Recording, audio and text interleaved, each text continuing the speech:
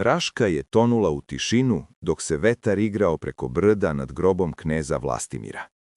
Trojica sinova, Mutimir, Strojimir i Gojnik, stajali su u crnim plaštovima, s pogledima teškim kao kamen. U očima starijeg, Mutimira, ogledala se hladna odlučnost. Bio je sin ratnika, ali sada ga je sudbina postavljala za kneza. Otac nam je ostavio zemlju, ali i breme, reče on dubokim glasom. Svako od nas ima deo krvi i deo odgovornosti. U daljini su zvonili rogovi, najavljivali okupljanje plemena. Zemlja nije mogla dugo biti bez vladara. Mutimir osjeti teret krune pre nego što je i dotakne. Raška je čekala novog kneza, a s njom i iskušenja koja će razdvojiti i povezati braću. U dvoru od grube hrastovine, na obodu planinskog grebena, sedela su 3 brata nad mapama i peharima vina. Mutimir govori smireno, ali svaka reč nosi težinu odluke. Zemlju delimo, ne da je raskomadamo, već da je čuvamo, reče on. Strojimir, snažan i vatren, udari šakom po stolu. A ko si ti da odlučuješ? Samo zato što si prvi? Tišina pade. Gojnik, najmlađi, obori pogled, bojeći se razdora. Mutimir ustade, podiže ruku i reče tvrdo. Ako ne bude reda među nama, bit će krvi među nama. Braća su klimnula glavama, ali senka sumnje ostala je u njihovim srcima. Politička i krvna nit počela je da se zapliće u opasnom tkanju. Proleće 855. godine donelo je maglu nad dolinama i odluke nad ljudima. Na obali reke Ibra plemenski starci okupljeni su da svedoče podeli vlasti. Mutimir zadrža Rašku i glavni presto, najvažnije tvrđave i trgove. Strojimir i Gojnik dobiše oblasti u planinama i južnim krajevima. U vazduhu je mirisalo na tremor moći. Mutimir, uzdignute ruke, reče: Neka pravda bude naš mač, a vernost naš štit. Narod pozdravi novog kneza, ali iza njega pogled braće beše hladan i tih. Svaka granica koju su povukli u zemlji, povukla se i u njihovim dušama. Vest o novoj podeli vlasti došla je do carigradskih dvorova. Vizantija je gledala ka Raškoj s interesom i sumnjom. Glasnici donose svilu i zlatne posude, darove i skrivene poruke. Mutimir prima izaslanika s dostojanstvom. Recite caru da Srbi stoje čvrsto, reče, i da naše granice nisu za prodaju. No znao je da svaka reč ima cenu. Uveče, pod svetlom baklji, savjetnici mu šapuću o mogućim napadima i političkim igrama. Raška je između istoka i sopstvenog ponosa. I dok su drugi spavali, Mutimir je gledao kroz prozor tvrđave, razmišljajući o carstvu i krvi koja razdvaja braću. Na granicama Raške počinju nemiri. Susedni Bugari dodiruju reke i planine, tražeći plen. Mutimir šalje vojvode da odbrane prelaze, ali bune rastu i u njegovoj kući.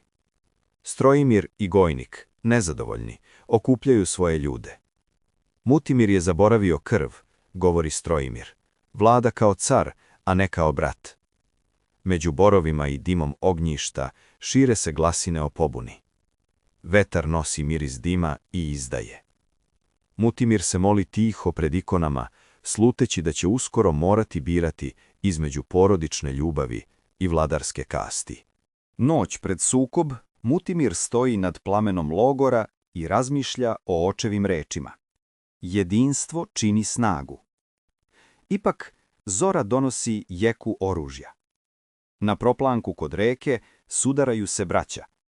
Konji ržu, sablje seku maglu. Mutimir ne želi krv, ali red mora postojati. U jednom trenutku, dok okovi zveče, Mutimir poviknu: Braćo, ne, protiv krvi. Ali udarci su već pali. Strojimira obaraju, Gojnik povija koplje. Kad se prah slegao, Mutimir je gledao na bojište gde bratstvo beše palo pod teret vlasti. Strojimir i Gojnik su zarobljeni i dovedeni pred kneza Mutimira. Dvor je tih, samo se čuje škripa okova. Mutimir im priđe, oči umorne od tuge, ne od gneva. Između nas nije bilo neprijatelja, već iskušenja, kaže tiho. Potom im poklanja život, ali ih šalje daleko od Raške, u Vizantiju, kao dokaz mira. Ljudi u dvorištu šapuću o pravdi kneza koji je znao praštati. U tom trenutku Mutimir shvata da vlast nije u sablji ni granicama, već u meri srca i jasnoći duše. Godine koje slede donose mir. Raška ponovo jača pod Mutimirovom rukom.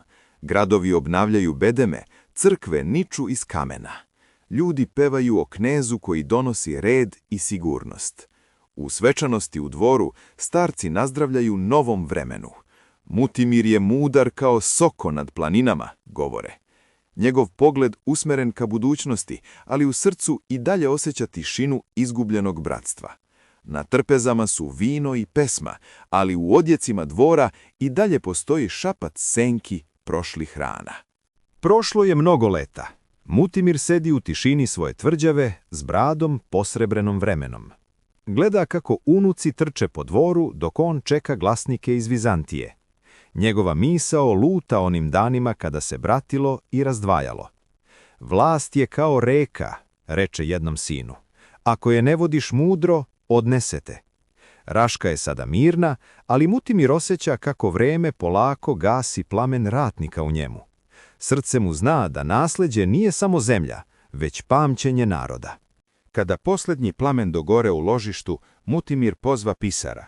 Zapiši, reče, da bratstvo nije dar, već ispit i da vlast bez vere vodi u propast. Ogledanje u senima sveće hvata mu bore, ali i spokoj u očima. U toj tišini utemeljuje se novo doba. Njegove reči postaće zavet potomstvu, kamen temeljac srpske zemlje. Napolju kiša tiho pada po krovovima tvrđave, kao da i nebo čuva uspomenu na kneza koji je znao da vlada srcem.